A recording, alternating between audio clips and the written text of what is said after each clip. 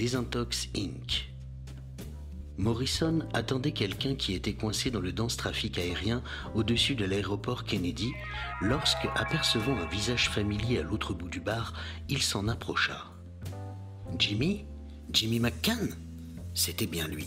Il s'était un peu empâté depuis que Morrison l'avait vu l'année précédente à l'exposition d'Atlanta, mais paraissait dans une forme éblouissante. À la fac, Jimmy était un garçon hyper nerveux, frêle, pâlot, qui, dissimulé derrière ses énormes lunettes d'écaille, fumait des cigarettes à la chaîne. Apparemment, il avait désormais opté pour des lentilles de contact. « Dick Morrison? Oui, tu as une mine splendide. » Ils se serrèrent la main. « Toi aussi, » lui répondit McCann. Mais Morrison savait qu'il n'en était rien. Il abusait du travail, de la bonne chair et du tabac. « Qu'est-ce que tu bois ?»« Un bourbon, » répondit Morrison. Il prit un tabouret puis alluma une cigarette. « Tu attends quelqu'un, Jimmy ?»« Non. Je dois me rendre à Miami pour affaires. Un gros client.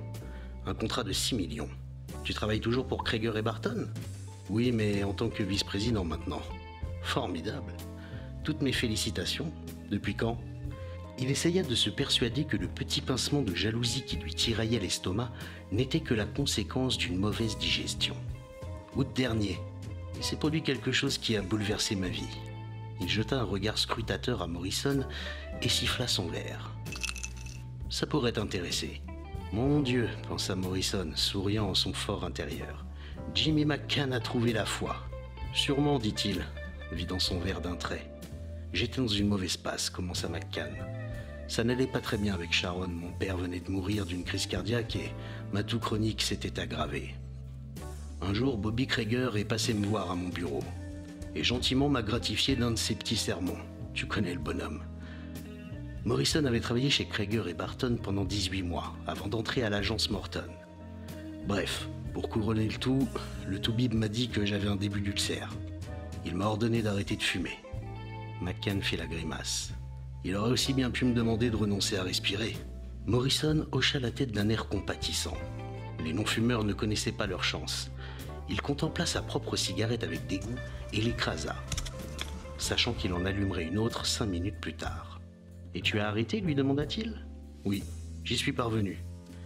Au début, j'étais persuadé que je n'en serais jamais capable. Je fumais en cachette comme un con. Puis j'ai fait connaissance d'un type qui m'a dit qu'il y avait un moyen. Il fallait aller voir des spécialistes dans la 46e rue. Comme je n'avais rien à perdre, j'y suis allé. J'ai pas touché une cigarette depuis. » Morrison écarquilla les yeux. Qu'est-ce qu'ils ont fait? Ils t'ont bourré de drogue? Pas du tout. Il se mit à fouiller dans son portefeuille. La voilà. Je savais bien que je devais en avoir une. Il posa une carte de visite sur le comptoir du bar. Desintox Inc. Ne partez plus en fumée.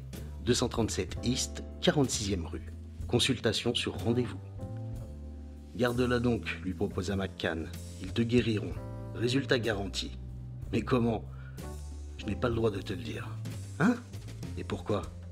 Ça fait partie du contrat qu'ils te font signer. Mais de toute façon, ils t'expliquent de quoi ils retournent. Et tu as signé un contrat? McCann acquiesça.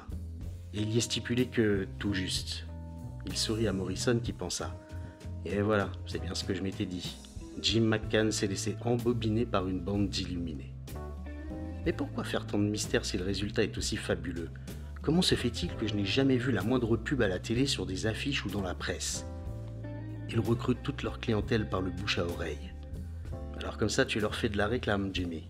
Comme tu vois, répondit McCann. Ils ont un pourcentage de réussite de 98%. Attends une seconde, l'interrompit Morrison. Il commanda un autre verre et alluma une cigarette. Est-ce que ces types t'ont attaché et fait fumer à t'en rendre malade? Pas du tout.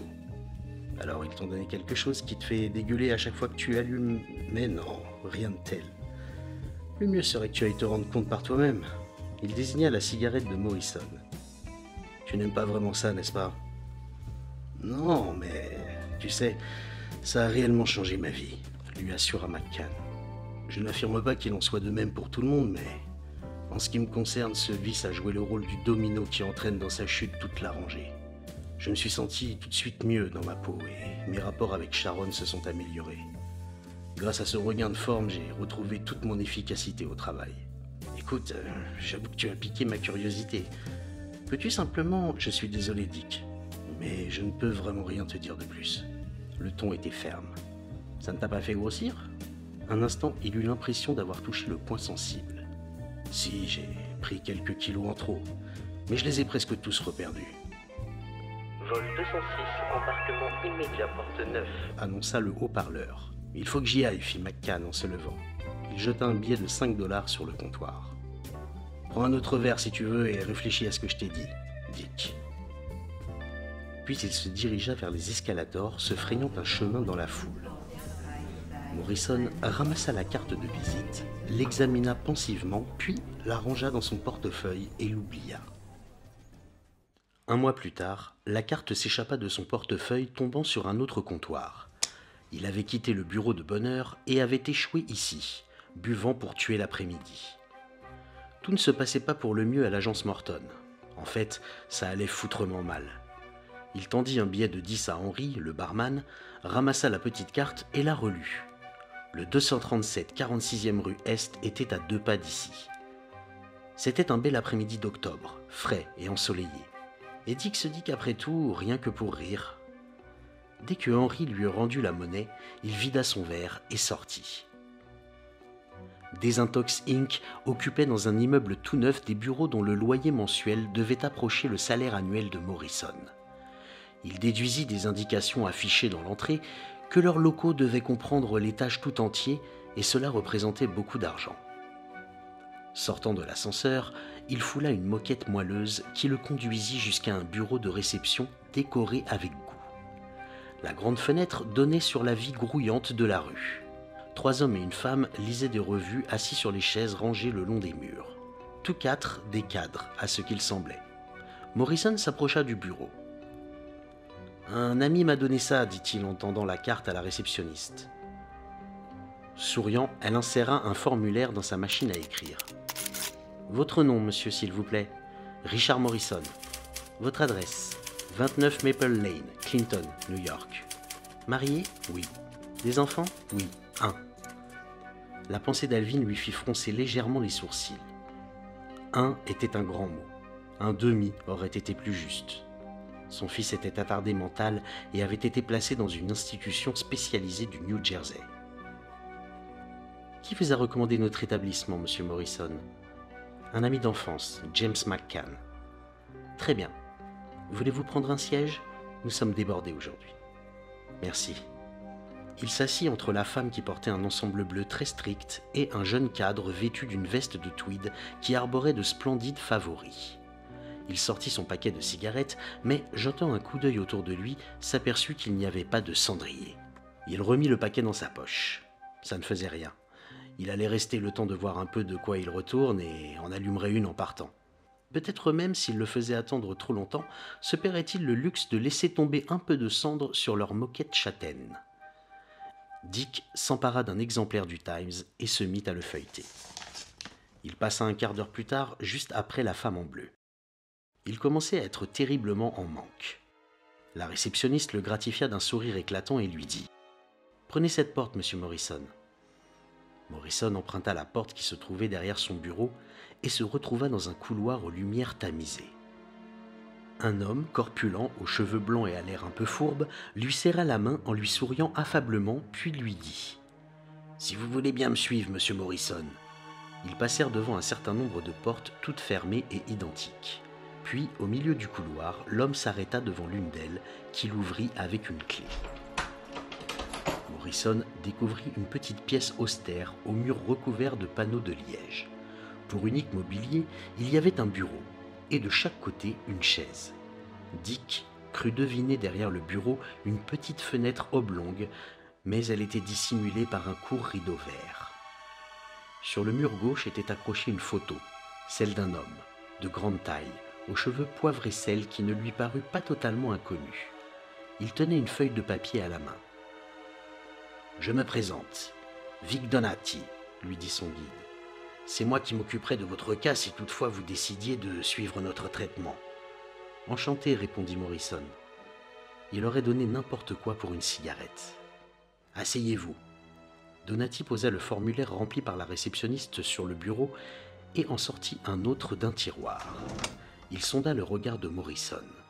« Désirez-vous arrêter de fumer ?» Morrison s'éclaircit la voix, croisa les jambes et essaya de trouver une réponse ambiguë. « Oui, dit-il enfin. »« Voulez-vous signer au bas de ce formulaire ?» L'autre tendit la feuille à Dick, qui la parcourut rapidement des yeux. Le sous-signé s'engage à ne divulguer aucune des méthodes ou techniques, etc. « Bien sûr, fit-il, et Donati lui glissa un stylo dans la main. Il griffonna son nom, puis Donati ajouta son paraphe. La feuille retourna dans le tiroir du bureau. « Eh bien, ça y est, pensa-t-il avec ironie. C'est décidé, j'arrête. » Ce n'était pas la première fois qu'il prenait une telle décision. Une fois, il avait tenu 2 jours. « Parfait, dit Donati. Ici, nous ne nous encombrons pas de vains sermons. Les questions de santé, de politesse ou d'économie ne nous intéressent pas plus que la raison pour laquelle vous souhaitez arrêter. Nous sommes pragmatiques. »« À merveille, commenta Morrison d'un ton neutre. Nous ne prescrivons aucun médicament, aucun régime. Nous n'accepterons de rémunération que quand vous aurez cessé de fumer depuis 1 an. »« Ça alors ?» laissa échapper Morrison. « Monsieur McCann, ne vous avez pas précisé cela ?»« Non. »« À propos, comment va-t-il ?»« Très bien. »« Merveilleux, splendide. Et maintenant, j'aimerais vous poser quelques questions. Elles pourront parfois vous sembler indiscrètes, mais je puis vous assurer que vos réponses resteront strictement confidentielles. Faites. Quel est le nom de votre femme ? Lucinda. Son nom de jeune fille était Ramsay. L'aimez-vous ? Morrison leva vivement les yeux, mais le visage de Donati restait impénétrable. Oui, bien sûr. Avez-vous connu de graves problèmes conjugaux, comme une séparation ? Qu'est-ce que cela a à voir avec la désintoxication ? Il s'était emporté un peu plus qu'il ne l'avait souhaité, mais, bon Dieu, comme il avait besoin d'une cigarette. Beaucoup plus que vous ne le pensez, lui affirma Donati. Faites-moi confiance. Non, nous nous entendons assez bien. En fait, il ne s'était pas entendu si bien que ça ces derniers temps. Vous n'avez qu'un enfant ? Oui, Alvin. Il est dans une école privée. De quelle école s'agit-il ? Ça, répondit Morrison d'une voix tendue, ça ne vous regarde pas. Comme vous voudrez, dit Donati sur un ton conciliant. Il adressa à Dick un sourire désarmant. Nous aurons les réponses à toutes ces questions demain, lors de votre première séance. Une dernière chose, vous n'avez pas touché une cigarette depuis plus d'1 heure. Comment vous sentez-vous ? Parfaitement bien, mentit Morrison. Tant mieux pour vous. Donati fit le tour du bureau et alla ouvrir la porte. Savourez bien les prochaines. À partir de demain, ce sera terminé. Vraiment ? Monsieur Morrison, affirma Donati avec solennité, nous vous le garantissons. Le lendemain, à 3 heures tapantes, Dick était installé dans la salle d'attente de Desintox Inc. Il avait passé la journée à se demander s'il se déroberait au rendez-vous que la réceptionniste lui avait fixé en sortant, ou s'il s'y rendrait bien décidé à ne coopérer à aucun prix. Fignolez bien votre boniment, bande de charlatans. Mais une petite phrase qu'avait prononcée Jimmy McCann finit par le convaincre d'aller au rendez-vous. Il s'est produit quelque chose qui a bouleversé ma vie. Et Dieu savait comme un bouleversement aurait été le bienvenu dans son existence. Et puis, sa curiosité avait été piquée. Juste avant de monter dans l'ascenseur, il fuma une cigarette jusqu'au filtre. Ce serait vraiment trop dur si c'était la dernière, pensa-t-il. Il lui avait trouvé un goût horrible. Cette fois-ci, l'attente fut assez brève. Lorsque la réceptionniste le pria d'entrer, Donati l'attendait. Il lui tendit la main et Morrison jugea son sourire un brin carnassier. La nervosité commença à le gagner et cela lui donna envie d'une cigarette. « Suivez-moi » lui dit Donati qui le conduisit dans la même petite pièce. Ils s'assirent de part et d'autre du bureau. « Je suis très heureux que vous soyez venu. Beaucoup de clients potentiels ne reviennent jamais après le premier entretien. Ils s'aperçoivent qu'ils ne sont pas aussi désireux de s'arrêter qu'ils le croyaient. Il va être très agréable de travailler avec vous. » Quand commence le traitement ? Hypnotisme, pensa-t-il. Il doit s'agir d'hypnotisme. Oh, il est déjà commencé. Très exactement depuis que nous nous sommes serrés la main dans le couloir. Avez-vous des cigarettes sur vous, monsieur Morrison? Oui. Puis-je vous les emprunter, s'il vous plaît? Haussant les épaules, Dick lui tendit son paquet. De toute façon, il ne contenait que 2 ou 3 cigarettes. Donati posa le paquet sur le bureau, puis, souriant à Morrison, il serra le poing droit et entreprit de marteler la boîte, la déformant, puis l'aplatissant. Un bout de cigarette s'en échappa. Des brins de tabac s'éparpillèrent. La manière dont Donati s'acharnait à sourire tout en pilonnant le paquet avec violence fit frissonner Morrison. Mais c'était sans doute l'effet recherché, pensa-t-il. Donati cessa enfin son manège. Il ramassa les restes déchiquetés du paquet et dit « Vous ne sauriez imaginer le plaisir que cela me procure. » Puis il les laissa tomber dans la corbeille à papier.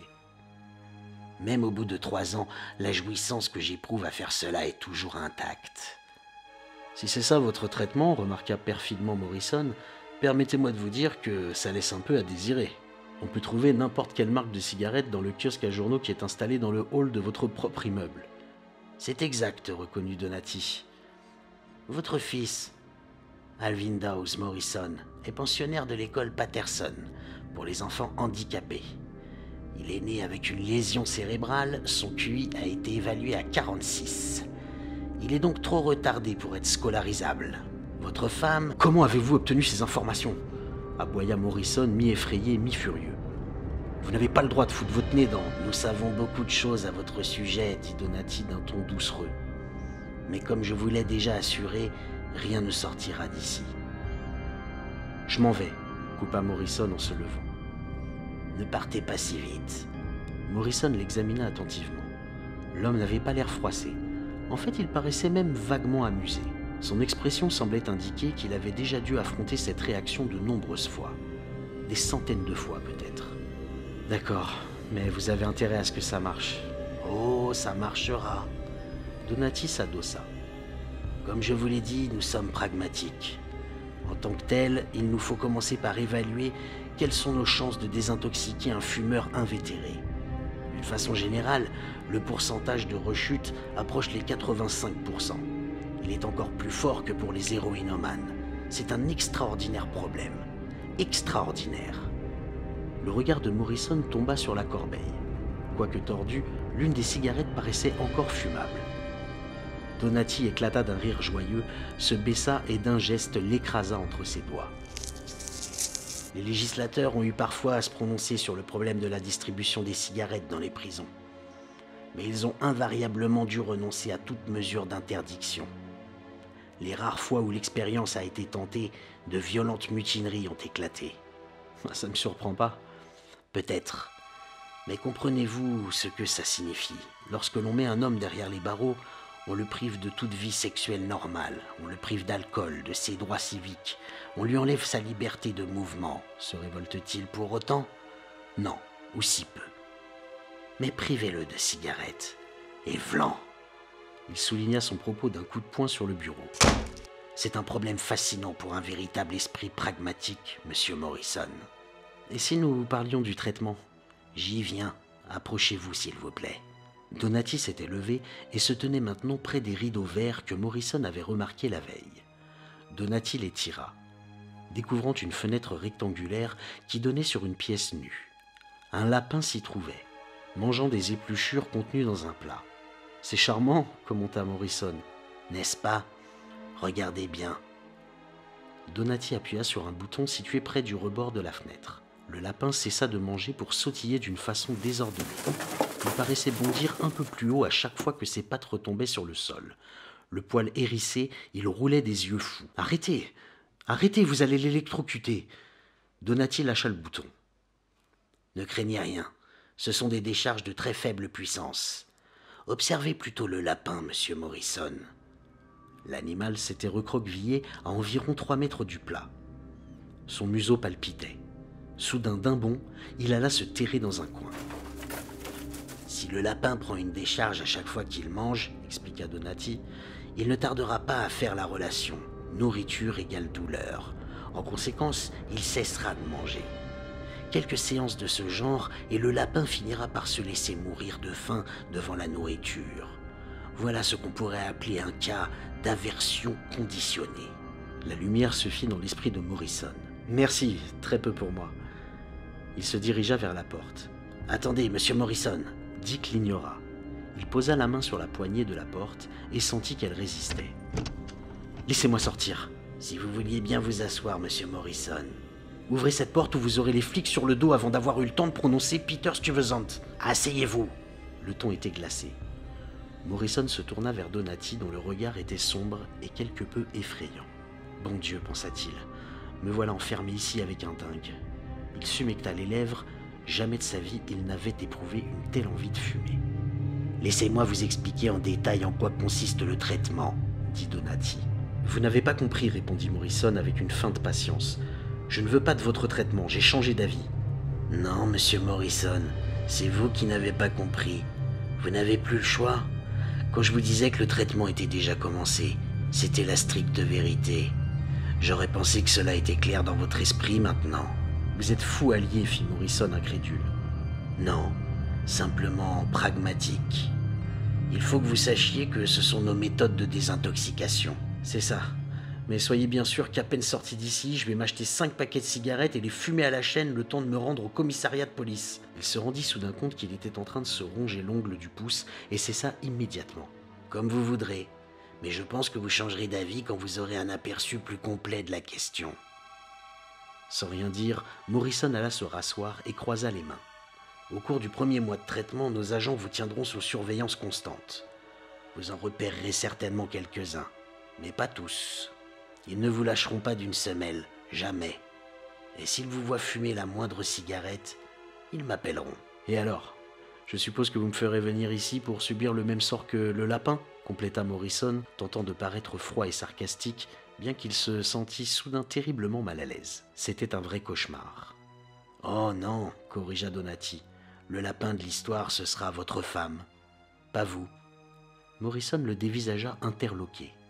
Vous allez voir. Attendez, lui lança Donati avec un sourire. Quand Donati lui laissait sortir, Morrison marcha pendant 2 heures dans la plus complète hébétude. C'était une belle journée, mais il n'y prêta pas attention. L'horrible rictus de Donati accaparait toute sa pensée.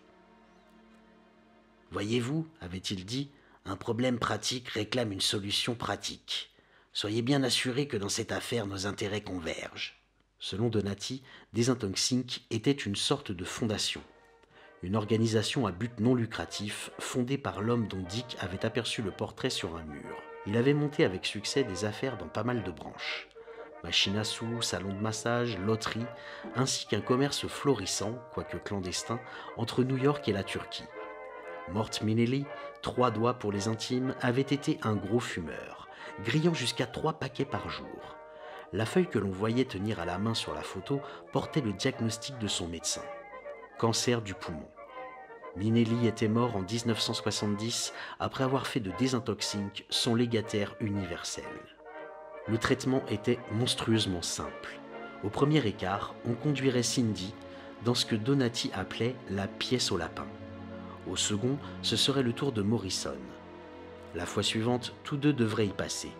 Une 4e infraction serait sévèrement jugée et appellerait des mesures plus draconiennes. Un agent irait chercher Alvin à son école et rosserait le malheureux gosse. « Imaginez, lui avait dit Donati sans perdre son sourire, comme ce sera horrible pour cet enfant. Même si on lui expliquait, il serait incapable de comprendre ce qui lui arrive. Tout ce qu'il saura, c'est qu'on lui fait du mal parce que papa a été méchant. Le pauvre sera terrifié. » Espèce de salaud, laissa échapper Morrison. Il se sentait au bord des larmes. « Ne vous méprenez pas, fit Donati en souriant d'un air compatissant. Je suis bien certain que nous n'aurons pas à en venir là. 40% de nos clients ne font jamais l'objet de mesures disciplinaires. Et 10% seulement retombent plus de 3 fois dans le péché. Voilà des chiffres encourageants, n'est-ce pas ?» Mais Morrison se sentait plus terrifié que réconforté. Bien sûr, en cas de 5e infraction, que voulez-vous dire ? Donati jubilait. C'est la chambre pour vous et votre femme. Une correction pour votre fils et une pour votre femme. Incapable de se maîtriser plus longtemps, Dick se jeta sur Donati par-dessus le bureau. Donati esquiva avec une rapidité stupéfiante pour un homme qui, en apparence, était totalement détendu. il se recula avec sa chaise et leva les 2 pieds de façon à recevoir l'estomac de Morrison. Dick se releva, suffocant. « Asseyez-vous, monsieur Morrison, » lui conseilla calmement Donati. « Examinons tout cela en gens raisonnables. » Morrison obéit dès qu'il eut repris son souffle. Les cauchemars ont toujours une fin, non? Plus tard, Donati lui avait expliqué que l'échelle répressive de Désintoxinc comportait 10 degrés. Les sanctions prévues par les 6e, 7e et 8e échelons impliquaient de nouveaux séjours dans la pièce au lapin, avec accroissement du voltage, ainsi que de plus sévères corrections. La 9e fois, on casserait le bras de son fils. Et la 10e, demanda Morrison la bouche sèche. Donati secoua tristement la tête. En ce cas, nous abandonnons, monsieur Morrison. Vous faites alors partie des 2% d'irréductibles. Vous laissez réellement tomber ? Enfin, c'est une façon de parler.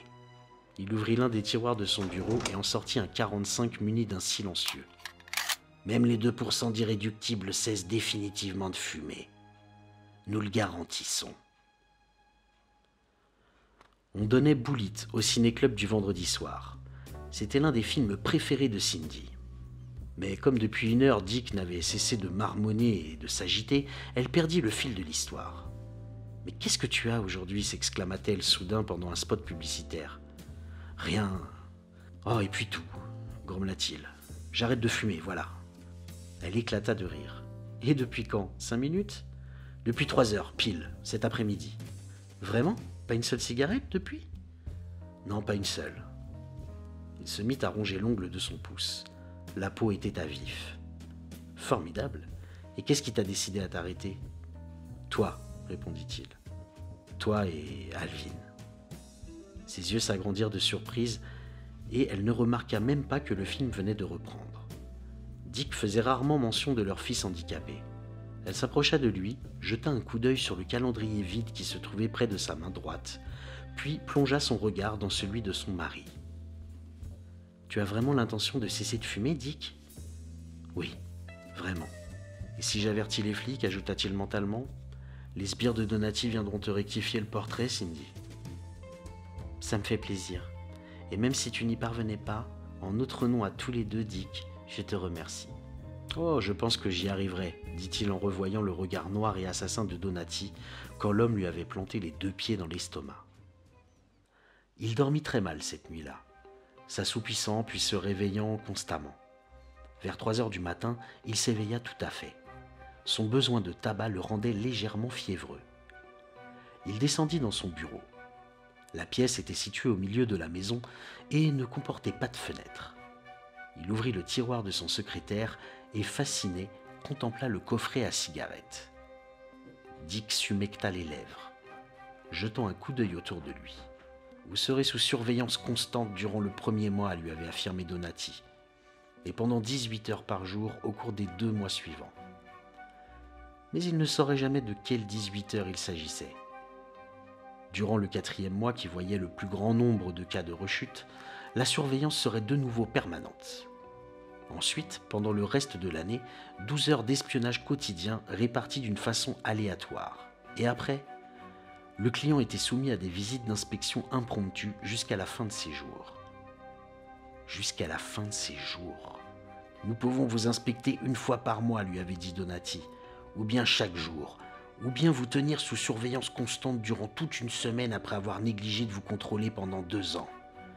L'important, voyez-vous, est que vous ne sachiez pas. Vouloir fumer dans ces conditions serait, si j'ose dire, jouer avec le feu. M'observe-t-il? Enlève-t-il ma femme? Ont-ils envoyé quelqu'un pour battre mon fils? Admirable, n'est-ce pas? Et si par hasard vous tirez une bouffée, elle aura dans votre bouche un goût horrible, le goût du sang, le sang de votre fils. » Mais il ne pouvait pas être en train de le surveiller, maintenant, au cœur de la nuit et dans son propre bureau. La maison était silencieuse comme une tombe. Pendant près de 2 minutes, Dick ne put détacher son regard des cigarettes dans le coffret. Puis il s'approcha de la porte, jeta un coup d'œil dans l'entrée déserte et retourna contempler les cigarettes. Une vision d'horreur lui apparut. Sa vie tout entière étalée devant lui. Et plus jamais la moindre cigarette. Comment pourrait-il se lever le matin s'il n'avait pas une cigarette à savourer tandis qu'il buvait son café et lisait son journal? Il se maudissait de s'être laissé entraîner dans cette histoire. Il maudissait Donati et par-dessus tout, il maudissait Jimmy McCann. Comment avait-il pu lui faire ça? Ce fils de pute savait pourtant. Ses mains tremblaient du désir d'étriper ce vendu de McCann. De nouveau, il jeta un coup d'œil furtif autour de lui. Morrison plongea la main dans le tiroir et en ressortit une cigarette. Il la caressa, la choya. Que disait le vieux slogan déjà? Ronde, pleine et bien tassée. On n'avait jamais rien dit de plus vrai. Il coinça la cigarette entre ses lèvres, puis se figea, l'oreille aux aguets. Y avait-il eu un léger bruit du côté du placard? Quelque chose qui avait bougé? Impossible, mais... Une autre vision l'assaillit, celle du lapin tressautant à chaque décharge électrique. La pensée de Cindy dans cette pièce, il épia désespérément le silence. La seule chose à faire, se dit-il finalement, était d'aller jusqu'à la porte du placard et de l'ouvrir toute grande. Mais il eut trop peur de ce qu'il aurait pu y découvrir. Il retourna au lit, mais le sommeil le fuit pendant longtemps. Malgré son malaise persistant, il apprécia son petit déjeuner. Il avala son habituel bol de cornflakes, puis, après un moment d'hésitation, se prépara des œufs brouillés. Il lavait la poêle d'un air renfrogné quand Cindy descendit, vêtue de sa robe de chambre. « Richard Morrison, c'est la première fois que je te vois manger un œuf au petit déjeuner depuis que les cerises ont une queue. » Morrison grogna. « Alors, tu en as fumé une ?» demanda-t-elle en se versant un jus d'orange. « Non. À midi, tu auras renoncé à tes belles résolutions, proclama-t-elle avec désinvolture. « Ça, on peut dire que je suis vachement bien aidé, » râla Dick d'un ton amer. « Comme tous ceux qui ne fument pas, tu penses... Ah, et puis ça ne fait rien. » Il supposa qu'elle allait se mettre en colère, mais ses yeux n'exprimèrent que de l'étonnement. « Tu parles donc sérieusement, fit-elle ? »« Comme tu dis, j'espère même que tu ne sauras jamais à quel point. »« Mon pauvre chéri, dit Cindy en s'approchant de lui. T'as une vraie mine de déterré, mais je suis fier de toi, tu sais. » Morrison la serra très fort contre lui. Scène de la vie de Richard Morrison, octobre-novembre. Morrison a rejoint un vieux copain travaillant pour les studios Larkin au bar Jack Dempsey. Le copain lui offre une cigarette. Morrison serre son ventre un peu plus fort et lui dit « J'ai arrêté ». Le copain se marre et lui dit « Je te donne une semaine ». Le matin, Morrison attendant son train et observant un jeune homme en costume bleu par-dessus son exemplaire du Times. Maintenant, il voit ce jeune homme presque tous les matins, et parfois il le rencontre dans d'autres lieux, chez Onde, où il a rendez-vous avec un client, feuilletant des revues dans une librairie où Morrison est venu chercher un album de Sam Cooke, une fois sur un terrain de golf où Morrison jouait une partie de double. Morrison s'est saoulé lors d'une réception et il a terriblement envie d'une cigarette. Mais il n'a pas bu au point de la fumer. Morrison va voir son fils et lui apporte une grosse balle qui fait couac quand on appuie dessus. Le bisou réjoui et baveux de son fils ne lui répugne plus autant qu'avant. Serrant Andy contre lui, il prend conscience de ce que Donati et ses acolytes ont découvert de façon si cynique avant lui. L'amour est la drogue la plus pernicieuse qui soit au monde. Laissons aux idéalistes le soin de débattre de sa nature. Les pragmatiques savent le reconnaître là où il se trouve et en faire un moyen de pression. Morrison a perdu le réflexe du fumeur, mais ressent toujours le besoin psychologique de fumer et celui d'avoir quelque chose dans la bouche. Une pastille Valda, un chewing-gum, un cure-dent, de bien misérables expédients. Morrison finit par craquer au beau milieu d'un embouteillage colossal sous le Midtown Tunnel. L'obscurité, le vacarme des klaxons, l'air pollué, le trafic inextricable. Soudain, il ouvre la boîte à gants et découvre le paquet de cigarettes entamées. Il les contemple un moment, puis en prend une et y porte l'allume-cigare. « S'il arrive quelque chose, ce sera de la faute de Cindy, » se dit-il lâchement. « Je lui avais demandé de se débarrasser de ces saloperies de cigarettes. » Il recracha la première bouffée en toussant. À la seconde, ses yeux s'emplirent de larmes. La troisième l'étourdit un peu. « C'est dégueulasse, pensa-t-il. Et aussitôt, « Mon Dieu, que suis-je donc en train de faire ?» Des coups de klaxon impatients retentirent derrière lui. Devant, la circulation était devenue plus fluide. Il écrasa la cigarette dans le cendrier, ouvrit les 2 fenêtres avant, mit le ventilateur en marche, puis battit l'air des mains comme un gosse qui vient de jeter son premier mégot dans les chiottes. Il reprit sa place dans la file de voitures et rentra chez lui. « Cindy » appela-t-il. « Je suis là. » Pas de réponse. « Cindy, où es-tu, mon chou ?» Le téléphone sonna. Dick le décrocha précipitamment. « Allô, Cindy ?»« Allô, monsieur Morrison ?» lui répondit Donati d'une voix à la fois enjouée et professionnelle. « Je crois que nous avons une petite question à régler tous les deux.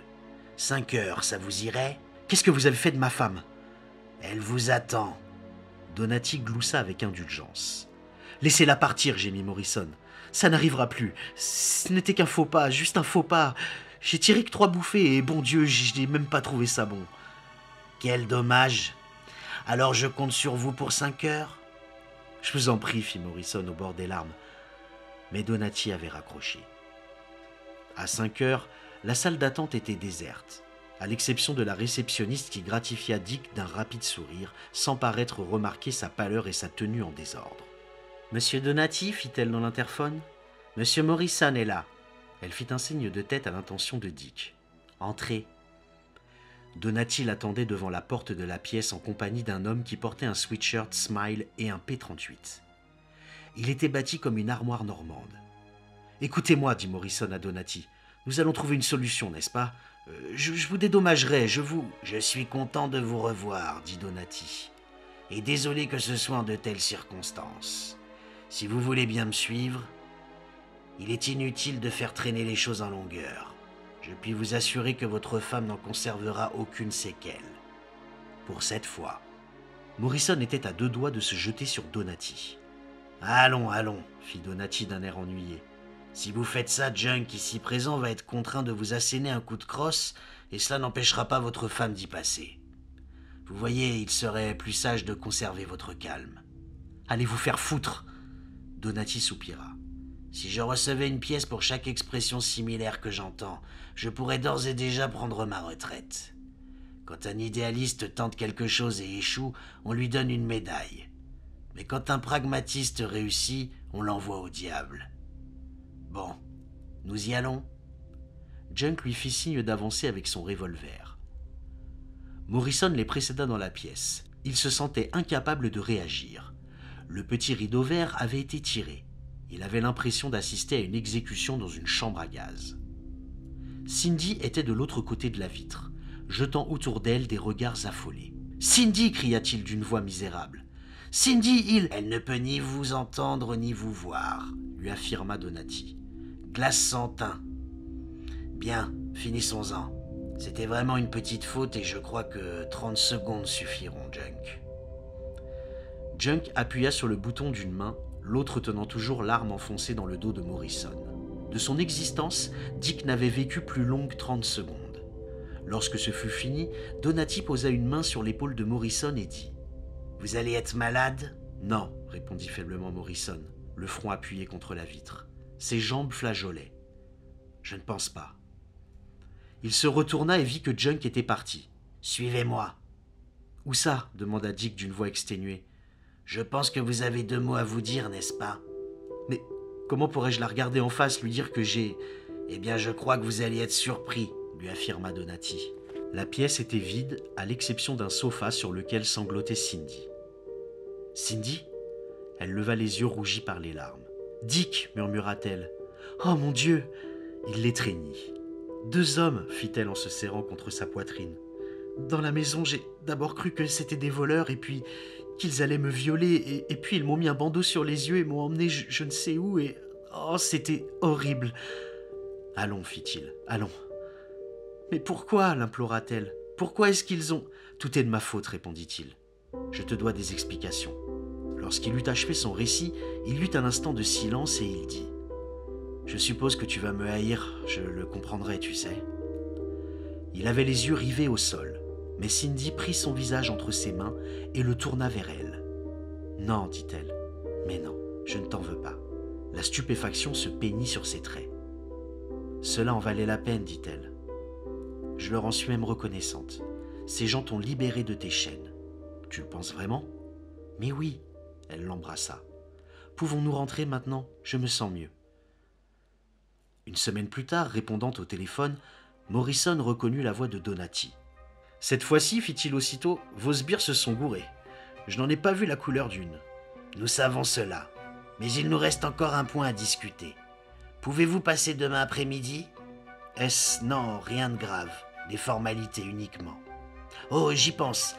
Mes félicitations pour votre promotion. » « Comment avez-vous appris cela ?»« Nous nous tenons au courant, répondit Donati d'une façon sibylline, et il raccrocha. Dès qu'ils eurent pénétré dans la petite pièce, Donati lui dit « Ne soyez pas si nerveux, je ne vais pas vous mordre, venez par ici. » Morrison aperçut un banal pèse-personne. « Oh, j'ai bien grossi un peu, mais... » « Oui, comme 73% de nos clients. Montez, s'il vous plaît. » Morrison monta et la balance indiqua 82 kilos. « D'accord, très bien. Vous pouvez descendre. Combien mesurez-vous, monsieur Morrison ?»« 1m78. » Voyons. Il tira un petit rectangle plastifié de la poche de son veston. « Bon, eh bien, ce n'est pas si mal. Je vais vous prescrire quelques coupes-fins parfaitement illégaux. N'en faites usage qu'avec parcimonie, et en tenant compte des indications. Je vais aussi vous fixer un plafond pondéral de, disons... » Il consulta de nouveau sa carte. 88 kilos. Ça vous va? Et puisque nous sommes le 1er décembre, j'aimerais vous voir le 1er de chaque mois pour une petite pesée. Si vous n'êtes pas libre, prévenez-nous.